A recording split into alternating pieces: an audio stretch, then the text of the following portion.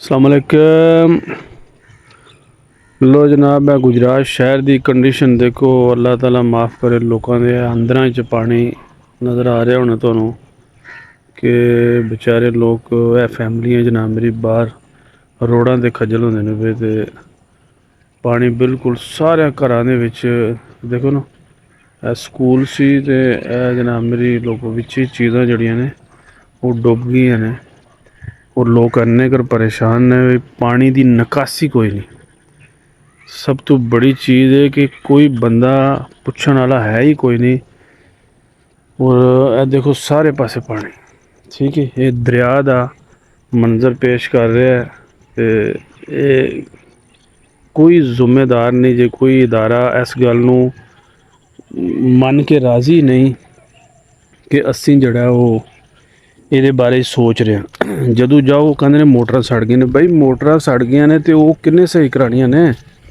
वो मोटर सड़ गई ने तो असी सही करानियां ने। साढ़े कोल तो बिल जड़ा, मैं तुहानूं एक बिल का भी दसांगा कि बिल एक यूनिट पता नहीं इन्होंने कोई अजीब भी इन्हों दे जनाब मेरी जमा तफरीक है कि एक यूनिट जी है वो हज़ारां के हिसाब नाल इन्होंने पा के तो वो कंप्यूटर की गलती है। वो कंप्यूटर किहड़ी मखलूकात चलाती है जी, ठीक है। तो बहरहाल फिलहाल तुसीं यह देखो, यह शहर जे इनू डिवीजन बना दिता है चौधरी साहब ने कि भई डिवीजन हो गई, ठीक है। यह डिवीजन जे कि खुदा दी कसम मैं तुहानूं की दसां कि पिंडां नालों भी बदतरीन ए लोग जिंदगी गुजार रहे हैं। कि पिंडां दे विच कोई इस किस्म दीयां बीमारियां, कोई किसी किस्म के जनाब मेरी मामलात पानी दे या जनाब मेरी घर दे विच कोई बिजली दा कोई उत्थे कोई इन्नी टेंशन नहीं जे जिन्ना तुसीं ए देखदे होए पे ए दरियाई मंजर हैं।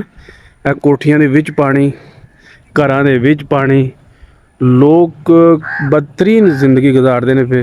लेकिन कोई MPA कोई MNA कोई होंदा ही ना कोई बंदा कि भाई जाके इन्हों को पूछे या इन्हों ना पूछे। वो जेड़े जनाब मेरी कानूनन जड़ा हक बनता है कि भी वो मोटर चला के पानी की निकासी और पानी नूं बाहर कढ़िया जाए और बिजली का निज़ाम सीधा किया जाए, उस पासे भी कोई MP MNA अब्बल तो सब तो पहला गुजरात शहर का कोई वाली वारसी कोई नहीं है भी जड़ा आन के इन्हों पूछे या जनाब मेरी बाहर फिरे टुरे या कोई उत्ते अपर। देखो डेली लोग वीडियो चाड़ रहे हैं। अजकल केड़ा जमाना है कि लोगों को पता नहीं है भी, लेकिन इन्होंने उदों आना है जदों इलैक्शन होना है, ठीक है। इलैक्शन होवे या ना होवे यार, इलैक्शन में भी गोला मारो। असल चीज़ तो है कि गौरमेंट जी अदारा जड़ा है वो पूरे मुल्क का होंदा है। उन्होंने उतों इस्लामाबाद तो बैठ के आर्डर करने चाहिए कि फलाने फलाने शहर के जड़ा जड़ा मसाइल है उन्होंने हल किए जाए। लेकिन उन्होंने भी पता भी सानू किहड़े वोटां नाल असीं आए हैं, असीं भी तो मुफ्ती आए हैं ना, तो मरदे ने तो पे मरन। हुण फिर ये एक ऐसी मैं तो अज मजबूर हो के यह गल कहां, ऐसी बेहिस कौम है ये अपना हक लैने वास्ते एहतजाज तक नहीं कर रही, बाहर तक नहीं निकल रही, मस्त ने। मैं कहना सब तो ज़्यादा इस कौम की इनू खुद सज़ा लभ रही है कि भई बाहर नहीं निकलती और जनाब मेरी अपने हक वास्ते किसी नाल गल नहीं करती। लोग तुसी आले दुआले जनाब मेरी देखो किन्नियां मिसालां ने कि किन्ने मुल्क ने किन्ने इलाके ने जिन्हां ने अपने हक वास्ते 5 दिनों के विच मूँह अड़ छड्डदी। जितनी बड़ी वड्डी रियासत होवे जनाब मेरी 5 दिन नहीं कटदी है, कितनी भी बदमाशी होवे, किन्ने के बंदे शहीद कर लैणगे। लेकिन इत्थे ते बिल्कुल समझ लो लावारस ने। लावारस वो नहीं, लावारस ए लोग ने भाजी जिहड़े सीधी जी गल है जिहड़े मस्त ने अपनी ज़िंदगी दे विच मसरूफ ने, वो खुशहाल ने, ठीक है। इन्हों कोई सरोकार नहीं। असल इन्हों दे जरासीम उन्होंने ना मुर्गी खवाल खवाल के ना इन्हों दे विच वो गुस्सा ख़त्म कर छड़िया।